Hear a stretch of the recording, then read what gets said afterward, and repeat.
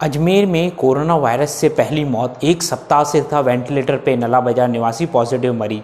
अजमेर में कर्फ्यू वाले क्षेत्र को छोड़कर शराब और पान की दुकानें खोलने की तैयारी। पॉजिटिव केसों का आंकड़ा 162 अजमेर में पहुंचा। मजदूर दिवस पर LIC मुख्यालय पर हुआ प्रदर्शन। दोस्तों आगे और जानते हैं। अजमेर के लिए बेहद दुखद खबर है। 2 मई को यानी आज के दिन जवाहरलाल नेहरू अस्पताल में कोरोना पॉजिटिव मरीज की मौत हो गई। अजमेर में यह पहला मामला है जिससे पॉजिटिव व्यक्ति की मौत हुई है। मुख्य चिकित्सा एवं स्वास्थ्य अधिकारी डॉक्टर के सोनी ने बताया कि नला बाजार निवासी पॉजिटिव मरीज पिछले लास्ट 25 अप्रैल से ही वेंटिलेटर पर था। यह व्यक्ति अनकंट्रोल डायबिटीज़ पेशेंट था। जी हाँ मैं दोस्तों ध्यान से सुनिए, यह था अनकंट्रोल डायबिटीज़ पेशेंट था। इसीलिए शुरू से ही इस व्यक्ति के इलाज में सतर्कता बरती जा रही थी। डॉक्टर सोनी ने बताया कि जो व्यक्ति डायबिटीज़ जैसे बीमारी से ग्रसित है उसके लिए कोरोना वायरस जानलेवा है। जी हाँ मैं दोस्तों, अस्पताल के सूत्रों के अनुसार जब चिकित्सा कर्मियों की निगरानी में शव का अंतिम संस्कार किया जाएगा, शव को परिजनों के घर ले जाने की अनुमति भी नहीं होगी।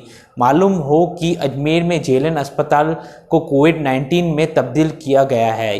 यहाँ सिर्फ पॉजिटिव मरीजों का इलाज हो रहा है। चूँकि अस्पताल में यह पहली मौत है, इसीलिए पूरे अस्पताल को अब संक्रमित रहित करने की कार्रवाई भी शुरू हो गई। हालांकि इस मरीज को लेकर शुरू से ही अस्पताल में विशेष प्रबंध किया गया है। जी हाँ मैं दोस्तों, विशेष प्रबंध, स्पेशल मैनेजमेंट किया गया था।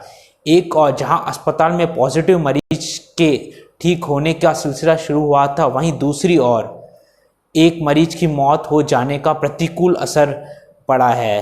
पॉजिटिव मरीज की संख्या 162 के पार है। 2 मई को यानी आज 2 मई है, अजमेर में कोरोना पॉजिटिव मरीज की संख्या 162 के पार हो गई। अजमेर के राजकीय जनाना अस्पताल में एक गर्भवती महिला को कोरोना पॉजिटिव हो जाने के बाद पूरे लोहागल क्षेत्र में हड़बड़ी सी मच गई है।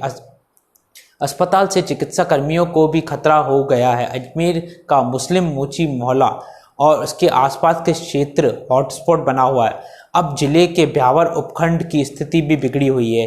162 कोरोना पॉजिटिव होने के बाद केंद्र सरकार ने अजमेर को रेड जोन की सूची में डाल दिया है। रेड जोन का मतलब है कि जिले भर में लोगों को कोई राहत नहीं मिल पाएगी।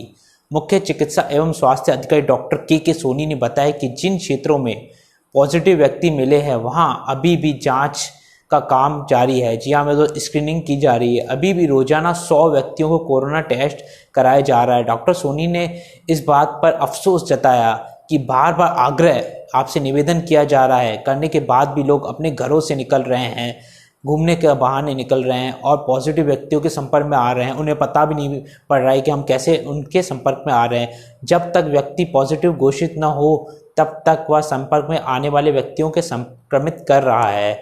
लोगों की प्रवृत्ति की वजह से ही अजमेर रेड जोन की सूची में शामिल हुआ है। हमारा प्रयास है कि अजमेर को जल्द से जल्द रेड जोन की सूची से बाहर निकाला जाए, ये डॉक्टरों का कहना है। लेकिन इसके लिए लोगों का सहयोग अपेक्षित है। लोगों का सहयोग, हम सबका सहयोग, आप सभी का सहयोग जरूरी है। डॉक्टर सोनी ने इस बात पर संतोष जताया कि अजमेर में पॉजिटिव मरीज लगातार ठीक हो रहे हैं। जी हाँ मेरे दोस्तों, यह भी एक अच्छी खबर है जहाँ पर अजमेर में कोरोना पॉजिटिव मरीज ठीक भी हो रहे हैं। अगली खबर है, शराब और पान की दुकानें खोलने की तैयारी की जा रही है। 1 मई को केंद्र सरकार ने जो नई गाइडलाइन जारी की उससे मुताबिक रेड जोन वाले जिले में शराब और पान की दुकानें खुल सकेगी। जी हाँ मेरे दोस्तों, इस गाइडलाइन के मद्देनजर अजमेर के आबकारी विभाग ने शराब की दुकान खोलने की तैयारी शुरू कर दी है। प्राप्त जानकारी के अनुसार जिन लाइसेंसधारियों ने अपनी दुकानों की लोकेशन सहित स्वीकृत करवा रखी है, जिन्होंने अपनी लोकेशन स्वीकृत एक्सेप्टेबल करा रखी है, उनकी दुकान खोलने के आदेश की तैयारी की जा रही है। लेकिन जिन इलाकों में कर्फ्यू लगा हुआ है वहां शराब और पान की दुकानें नहीं खुलेगी।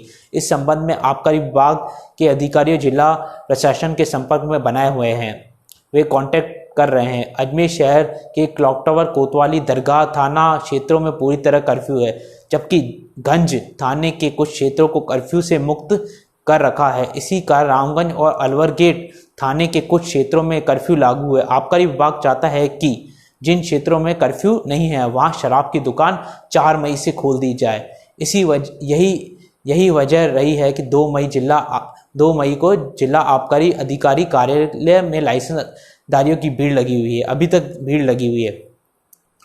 यहाँ यह उल्लेखनीय है कि पिछले गत 1 अप्रैल को नई लाइसेंसधारियों को मैदान में आ गए हैं, एकदम से एक दुरुस्त हो गए हैं। लॉकडाउन की वजह से 1 अप्रैल से शराब की दुकानें खुल नहीं पाई थी। अब अधिकांश लाइसेंसधारी अपनी दुकान खोलने के लिए उतावले उत्सुक हैं। केंद्र सरकार की गाइडलाइन में पान की दुकान खोलने की बात कही गई है, लेकिन सब जानते हैं कि अब पान की दुकानों पर तंबाकू युक्त गुटखे मिलते हैं। जी हाँ मेरे दोस्तों, पान की दुकान, बीड़ी, सिगरेट, गुटखा तो मिलेगा ही, ये सभी जानते हैं। ये कहने की बातें हैं कि पान की दुकान केवल पान ही मिलेगा। पान की बिक्री को नाम मात्र की पान है। ऐसे में अब कर्फ्यू क्षेत्र के बाहर तंबाकू युक्त गुटखे की बिक्री भी हो सकेगी। तीसरी खबर यह है, LIC मुख्यालय पर हुआ प्रदर्शन।